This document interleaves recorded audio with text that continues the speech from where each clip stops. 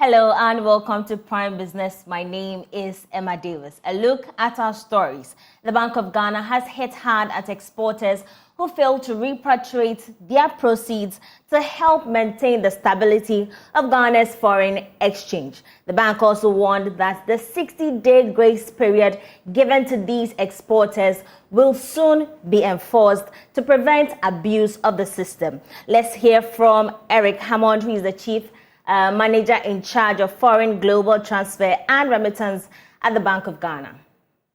To the Foreign Exchange Act 2006, Act 723, and the accompanying letter of commitment, exporters are obligated to repatriate proceeds of merchandise through the bank, with the exception of those with retention arrangements. This repatriation is expected to be 100% of the export value of all merchandise exports.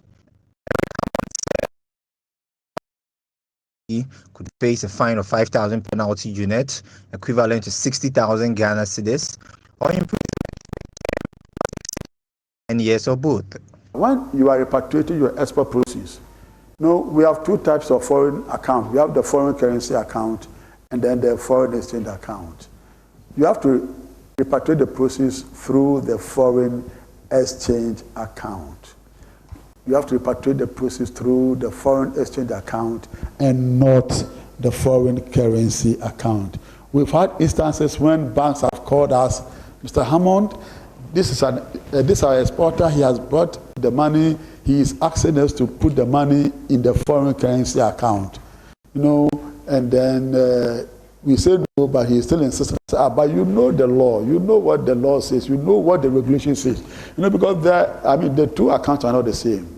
One has restrictions on how to move funds from it, and the other is free without any restriction. So those who want to bring in to repatriate to make sure that they meet the requirement of the law, yes, they will bring it and they will force the bank, look, put it in the foreign currency account, knowing very well that the foreign currency account, because there's no restriction, they can move the money out at any time, and then that will also be an infraction on the law. But with the foreign exchange account, there are some restrictions on that account, and before you move out funds to pay for any import, you must support it with the import declaration form, blah, blah, all those things before you be allowed to move. So most exporters find it more convenient to use the foreign currency account instead of the foreign exchange account, and that is also not right.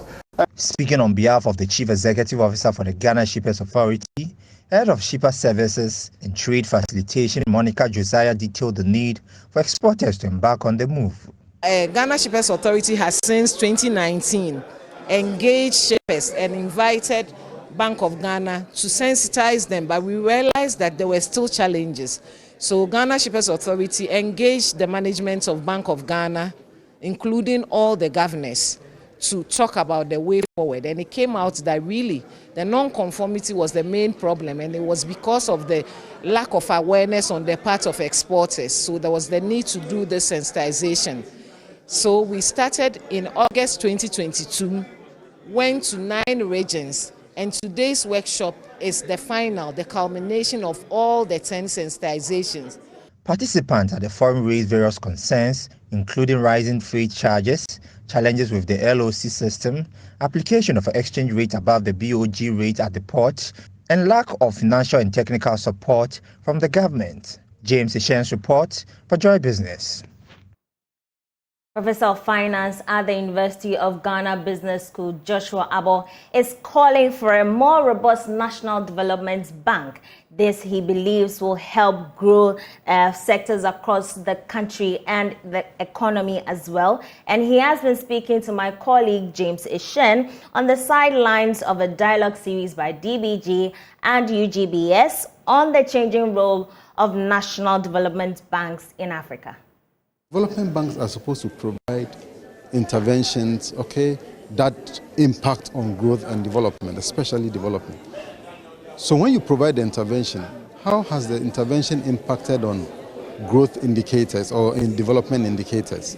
So you need to have your development measure, your impact evaluation measures, so that after the intervention, after a while, you find out whether the intervention really has impacted those indicators. And many of the banks didn't really have that. And I think that's something that we need to. Otherwise, we'll be providing intervention and not ascertaining or finding out whether indeed the interventions are impacting on development. I was just looking at specific areas where we can have the impact of these development banks. We know ours have been in existence for some time now, but when you speak to financial experts, they tell you we are not really feeling that impact. What are some of the key areas you feel should be tackled to, sort of ensure economic growth? Well, I mean, the SME sector is a very important area, and in many African economies, SMEs constitute between 70 and 90% of businesses.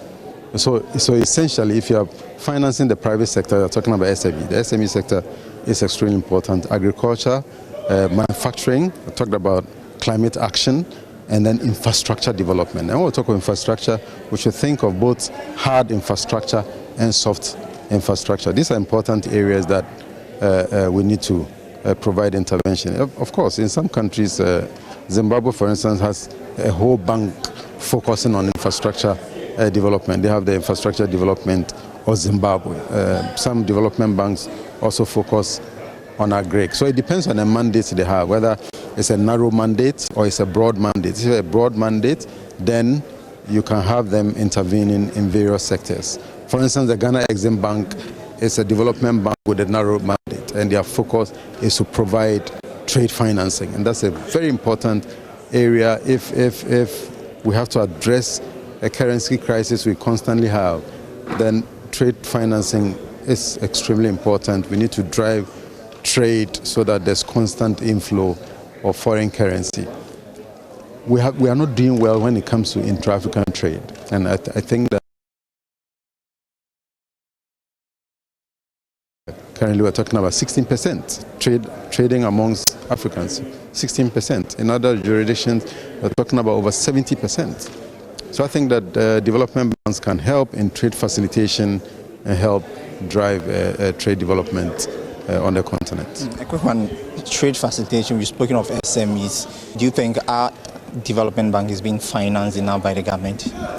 Well, I think that the initial financing was adequate to start with, but financing is not static. You have to constantly be raising financing. So the initial intervention, yes, I think it's good, but going forward, you need to constantly raise the needed financing on very favorable terms so you can continue providing the intervention, because it's a going concern, and you must constantly raise long-term financing on favorable terms so that you can provide the needed intervention. The Ghana Union of Traders Association has welcomed the suspension of the airline seeking to restrict 22 items into the country. The airline seeks to compel importers of the 22 restricted items, including poultry, rice, sugar, diapers, and animal entrails, to seek licenses from a committee to be set up by the Trade Minister. Reacting to this, President of GUTA, Joseph Obeng, said the suspension will create a more friendly environment for businesses to engage with government. It is a wise decision that has been taken by the government because the airline did not have any basis. It did not hold any foundation, and that they were doing it out of emptiness. We cannot do things like that. Much as we support that we have to industrialize, that we have to be self-sufficient. We are the first people to propagate this, because the countries that we travel to buy our goods and all that are all industrialized, and they are all having a good account of themselves in terms of development. And so we have to do it. But if you have to do it, we have to do it well. You said that we have to do import substitution. Yes.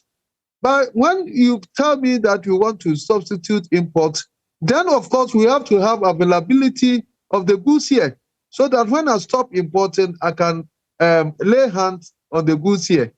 And that's what they are not doing the right measures that will make sure that we shore up productivity.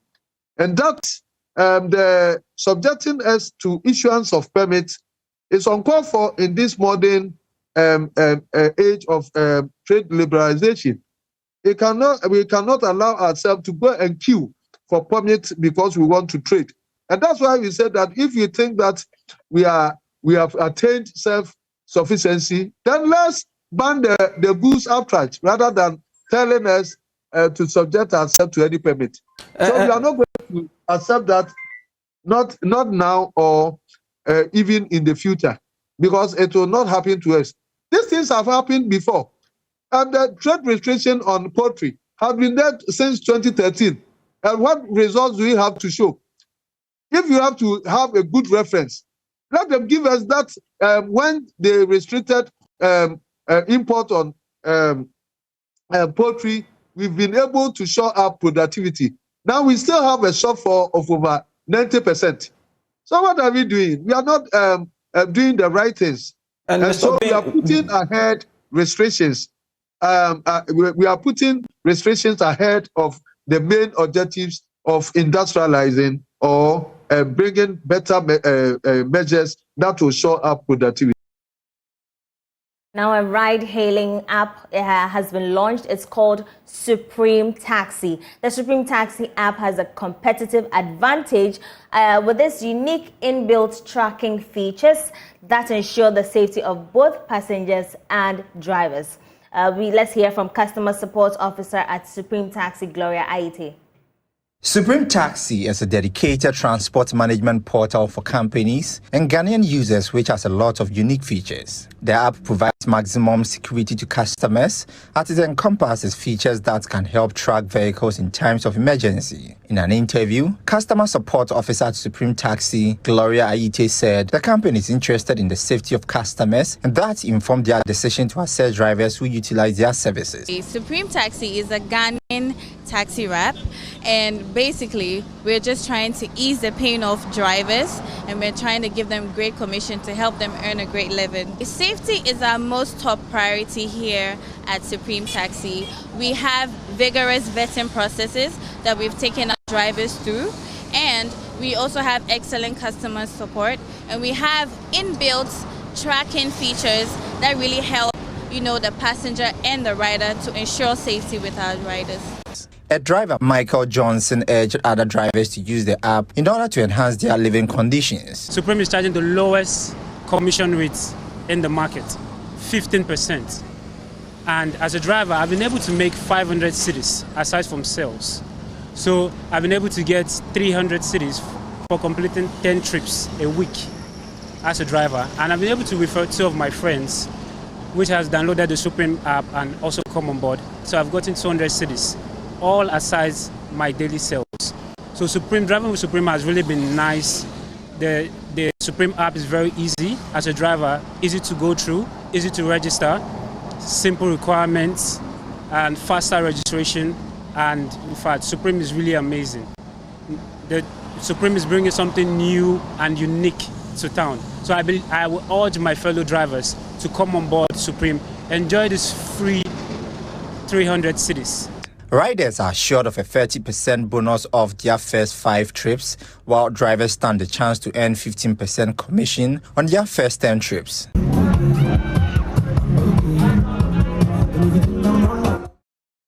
The Young Investor Network has stated its commitment to help improve financial literacy among high school students, according to the Executive Director in charge of projects and programs, Joshua Quay.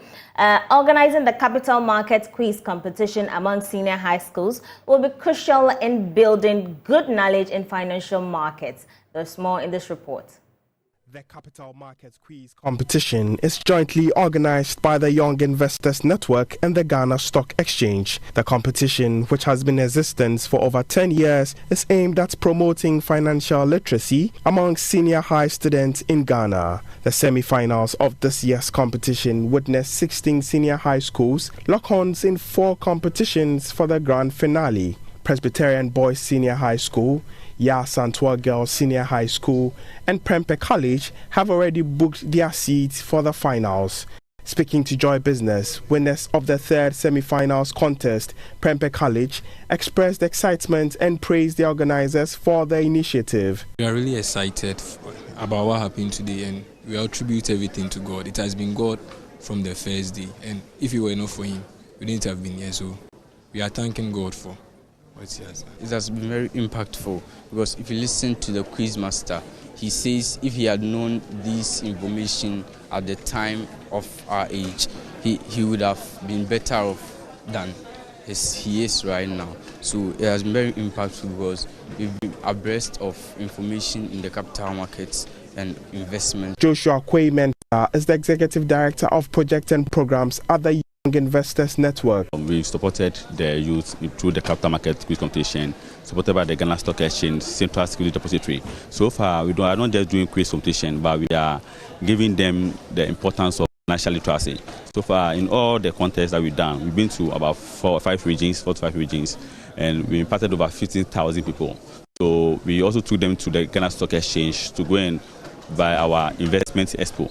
That's the capital markets investment expo, where they learn the practical tips of how to buy and sell shares, bond trading, and now you can see for yourself how they do very well. This is what to expect in the grand finale. Inviting everybody to come to the RS Investor Ghana Business School. We have Presec, Resi Boys, Legon at the finals. We also have the Yasintua girls, the regional champion, Ashanti region at the finals. And we just qualified with 0.5 marks at the final. So tomorrow we are about witnessing Accra girls and Ola girls in the big set. When they are done, we're going to have the winner of that one. We join them at the final. So tomorrow is going to be a very great titans of finance minds here. Dr. Ba Ayekusi, the quiz master, called for more of such programs to improve financial literacy. I always say that if I had the level of understanding they have at this level, these are SHS students, and the level of understanding they have now, if I had that, a quarter of it, I don't think I would have been a better person by now. So I feel this quiz would expose our young people to finance and investments, will give them a better understanding of what they do in the classroom, and will propel them as they enter into this tertiary institution to have a better understanding and build on whatever they have learned at the SHS level. I think that is a step in the right direction, and this is very educative. The grand finale happens tomorrow, and that's how we wrap up Prime Business tonight. My name is Emma Davis. For more business news, do log on to myjoyonline.com. Have a good evening.